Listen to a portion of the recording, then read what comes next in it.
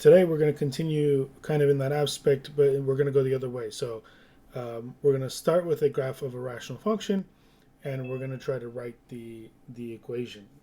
So the same things we learned last time about where the vertical asymptotes are, where the horizontal asymptote is, what the end behavior looks like, where the intercepts are. We're going to use those. Characteristics of the graph in order to write the equation, because we know what that looks like in the equation of the graph. So, looking at the graph of a rational function, if we want to find the zeros of the rational function, we find the x-intercept. So we go to the x-axis and we look for where the graph crosses the x-axis. So I see zeros here. I'll put them on the graph. There and there is where the graph crosses the x-axis. Negative 2 comma 0 and 3 comma 0. So I'll write those down. And as far as the multiplicities go, how do we determine the multiplicity from looking at the graph? How can we do that?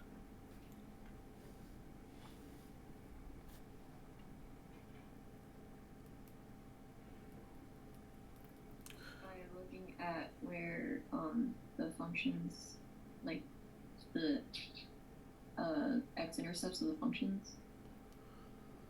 That's how we find the zeros. What does the multiplicity tell us about those zeros? If they're crossing or like bouncing through the x-intercepts. Good. So then here we see that these are just crossing the x-intercept. Bouncing would be something like if it touched and then came back directly the other way, right? That would be an example of bouncing. So if it's crossing, I know we had 3 different examples, but where it was like crossing straight through or like flattening and then going up. If you zoom in far enough, this is just straight crossing through. Okay? I know it kind of flattens out afterwards, but that flattening out after it crosses has more to do with the horizontal asymptote than it does with where it's crossing the x-axis. So these are going to be considered as just crossing, which is going to tell us that the multiplicity of those 2 zeros is 1. So we have, let's list these over here. Zeros.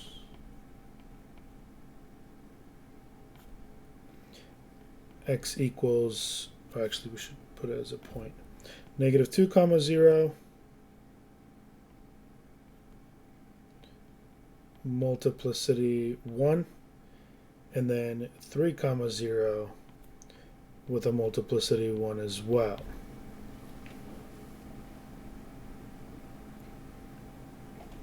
Each one of these, the zeros, will give us a linear factor. So when it talks about linear factors, we're talking about how we arrive at the zeros from the equation, right?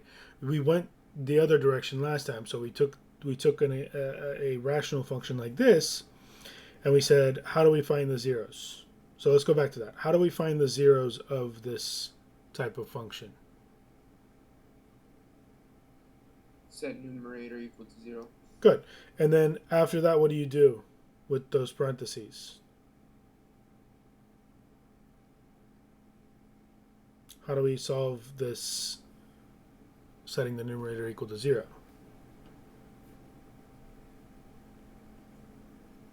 You would set each parenthesis separately to 0, so like x plus 2 equals 0, then just solve that. Good. So each one of these is called a linear factor because they are linear equations in the parentheses. So when it says what and the linear factors given by the zeros, we want to take these and put them back into parenthesis form as they would appear in the numerator, right? Because the zeros are coming from the numerator. So if x is going to equal negative 2, then that parenthesis would be x plus 2. Right? And then the positive 3, if x is going to equal positive 3, then the parentheses must be x minus 3.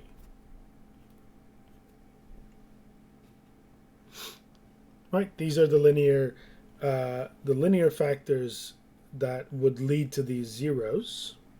And so this tells us what's going to be in our numerator, or most of what's going to be in our numerator.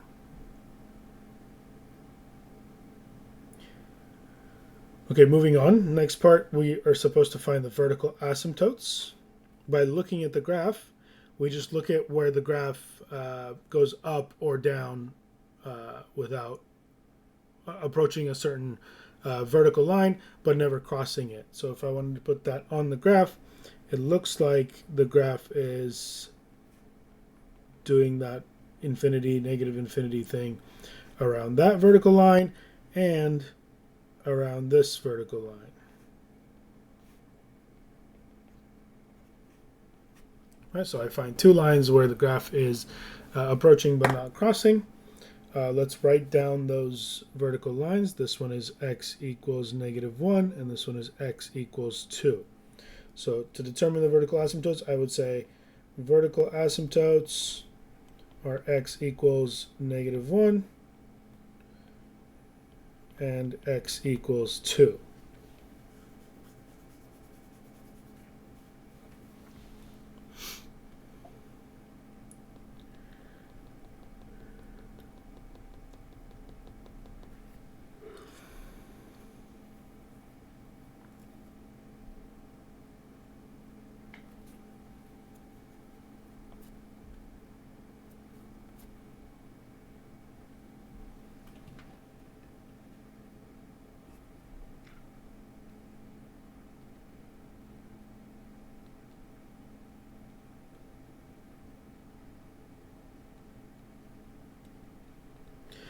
These vertical asymptotes again come from setting the factors in the denominator equal to 0 from last time, which means we can take these two and we can convert them back into their linear factors, right? The x equals -1, if I take it one step back, comes from x plus 1 equaling 0.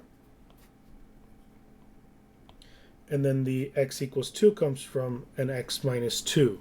That must be in the equation.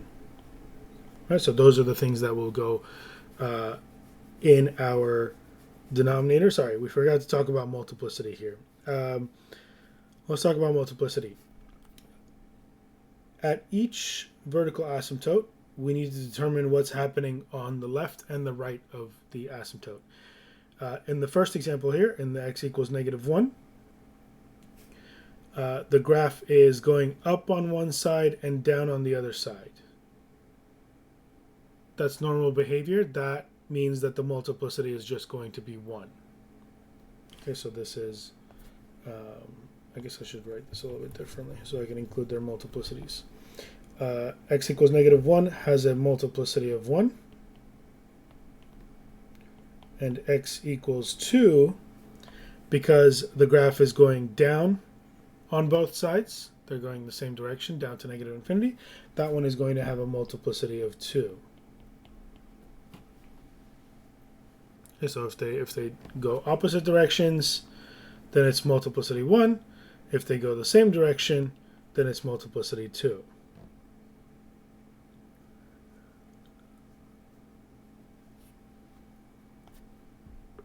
So combining those facts together, we get that the first one here is x plus 1 as a linear factor.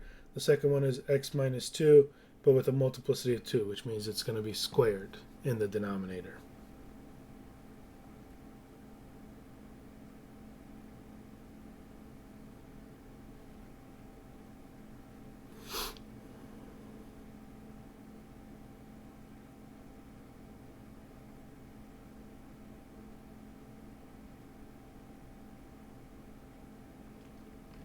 Wait, sorry, can you explain why x minus 2 has a multiplicity of 2 again?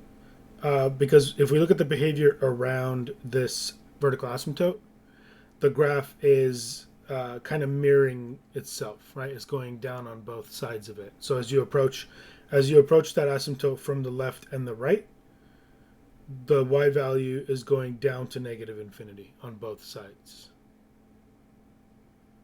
Normally for a multiplicity 1, we expect to see it go up and down up on one side, down on the other side. Okay, and it doesn't matter if it goes down on this side and up on this side. Same thing, multiplicity 1. Any other questions?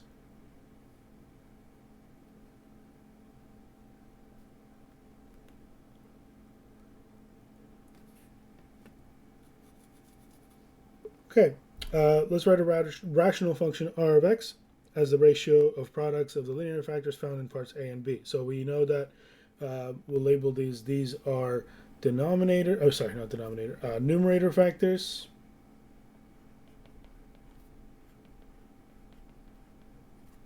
And these guys are the denominator factors.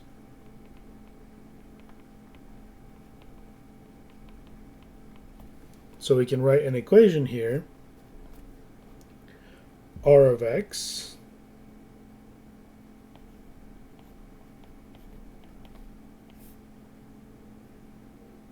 is the fraction. We take our numerator factors. X plus 2 is in the numerator. X minus 3 is up here. And then in the denominator we have an x plus 1. And then x minus 2 squared. It says be sure to use a constant a, which will act as the stretch factor. We're going to put that in front of our numerator. I guess or denominator, it doesn't really matter where you put the a, it's just more standard to put it in the numerator. That a is going to allow for how stretched out the graph is vertically, or if it's reflected. If a ends up being a negative number, then this graph without the a is a reflection of the other graph. So vertically reflect. A could tell us that this is vertically reflected from this. But we don't have to worry about like physically what a is doing to the picture. We just have to find what a is. And in order to find a, we're going to use a point from the graph. So we're going to go back to our graph and we're going to hope that there's a point other than these intercepts. We don't want to use any intercepts because those, actually this intercept is probably fine. Yeah, this intercept is fine. We don't want to use these two intercepts because if you plug in 3 for x, for example, I know that this parenthesis is going to end up being 0, which is going to make my whole numerator 0, which makes the a disappear, right? So we don't want to use one of the two zeros that we had from part A. We want to choose a different point on this graph. Can anyone find a nice point on this graph other than these two intercepts? 0, -2. Yeah, 0, -2 seems like the one good point. There might be a point here we can use, like 1, -4 might be a nice point, but I can't really tell. But 0, -2 looks like an exact point. So let's use that point there. So 0, -2. We'll go ahead and set up that equation with 0, -2. Now plugging in 0, -2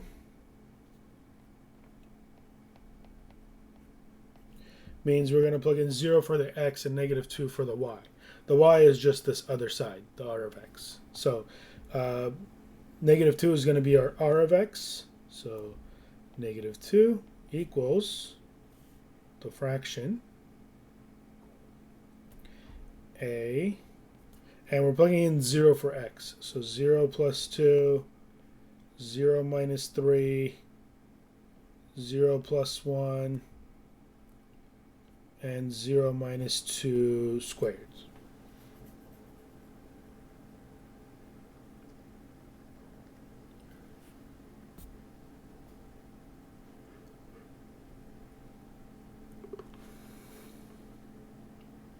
And then we're going to simplify this. -2 equals a times 2 times -3 over 1 times -2 squared. We'll simplify a little more. 2 times -3 is -6. So on top we have -6a. And then on the bottom, -2 squared is 4 times 1 is 4. So we have a 4 here. How do we get a by itself here?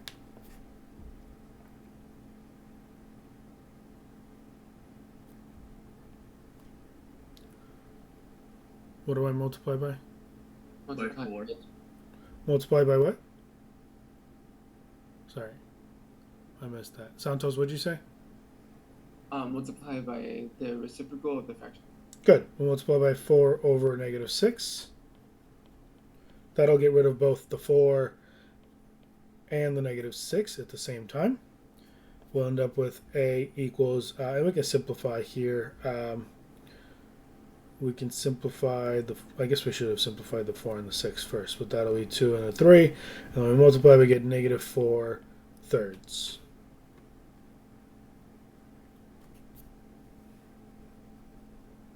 Oh, sorry, not negative, right? It's positive.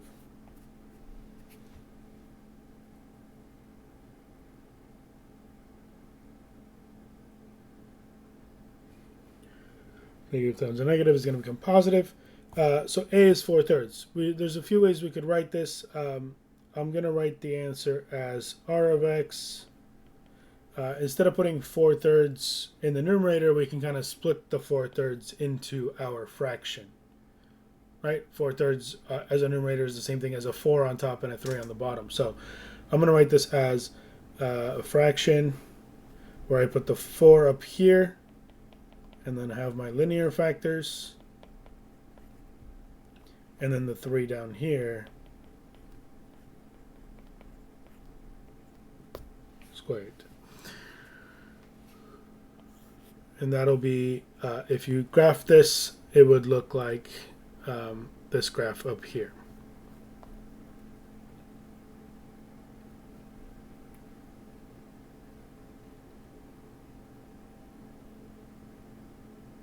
Any questions? No. Okay, last thing we're going to talk about today is removable discontinuities, which gets us to the end of chapter 3.4. We've been looking at these rational functions and getting the zeros from the numerator and getting the vertical asymptotes from the denominator. Now, what happens if one of these factors cancels out as you're factoring? That's something that can happen. So if we factor this numerator and denominator, the numerator is a difference of squares, so that's going to be an x plus 1, x minus 1. And my denominator factors into, I think, x minus 3, x plus 1, if you did your, if you factored that denominator. So we see an x plus 1 that the numerator and denominator have in common, right? So those are going to cancel when we simplify. And the simplified form of this original rational expression is a x minus 1 over x minus 3. So it simplifies to x minus 1 over x minus 3. But the original function f of x was not just x minus 1 over x minus 3. It had these extra linear factors that canceled out. So whenever a linear factor cancels out, we're going to get something called a removable discontinuity. It's called removable because the things cancel out, and what it creates on the graph is a hole, also known as an open circle. So I'm going to write a hole next to that as a reminder for what that is. An open circle on the graph is going to be a hole. So I guess I just did that problem for you. So I thought there was any more to that problem, but that's it. I didn't even want us to simplify it, just said to factor. So we look at the example here is continued down here. Notice that x plus 1 is a common factor to both the numerator and the denominator. The zero of this factor, x equals negative 1, normally we would have a vertical asymptote there because it's in the denominator. But instead of having a vertical asymptote here, because it canceled, we just have a hole. So what we do is the graph of this original function without canceling the x plus 1s behaves exactly like the simplified version after we've canceled them. So x minus 1 over x plus 3 looks like this blue graph. okay, without this whole being here. But because we canceled an x minus 1, an x plus 1, we're going to have a whole at x equals negative 1. So we draw the graph as if we were graphing this simplified form, and then we go back and put a hole where the vertical asymptote would have been if it didn't cancel. We still have the vertical asymptote at x equals 3 because that still exists as a denominator factor. So we still have that vertical asymptote. We still have the graph, we still have the horizontal asymptote at x equals 1 because the degrees are the same and the coefficients are 1 over 1. So everything else is the same, except because the x plus 1 canceled out, we have a whole at x equals negative 1.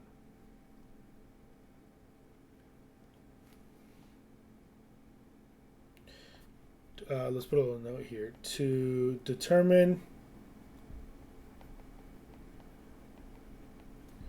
the location of the hole,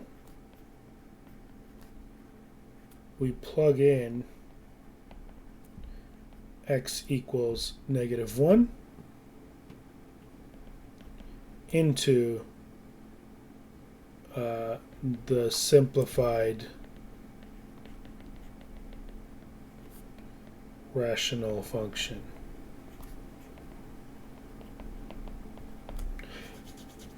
Meaning we figure out what linear factor canceled, we get our whole location from that. X equals negative 1 is where we're going to have a hole. And then to find the exact location of the hole, we take this and we plug it into our simplified form, which is the x minus 1 over x minus 3. If I plug x equals negative 1 into there, what do I get? Go ahead and work that out and let me know what we get when we plug in negative 1 into this simplified function. 1 over 2? Or am I wrong? So negative, sorry. No, I think you're right. Negative 2 over negative 4, which gives us a positive 1/2. Good. 1/2, yeah. So in this example here, whole at negative 1 comma positive 1/2, right? And if we look at the graph, that's where that is. This is negative 1 comma 1/2. Right, so we go to the graph and we put a hole there instead of drawing the line straight through. I guess we didn't really talk about what a hole is. A hole is a point that the graph approaches but never actually becomes that value. So this graph will go all the way up to as close as possible to negative 1. You actually can't figure out what as close as possible is, right? Because I can always get closer. If you told me a number close to negative 1, I could give you a number that's closer than that, right? So like negative 0.999, there's a point closer than that, 0.99999, right? So we can always get closer and closer to this negative 1, but the graph will never actually reach negative 1. So that whole means we don't have a point. We're missing a single point from this graph. Every other point, infinitely many points exist, but at negative 1, positive 1/2, there is no point. That point is missing. Right, so that's how we identify, or that's how we signify that a point is missing from the graph. This is just summarizing everything we talked about.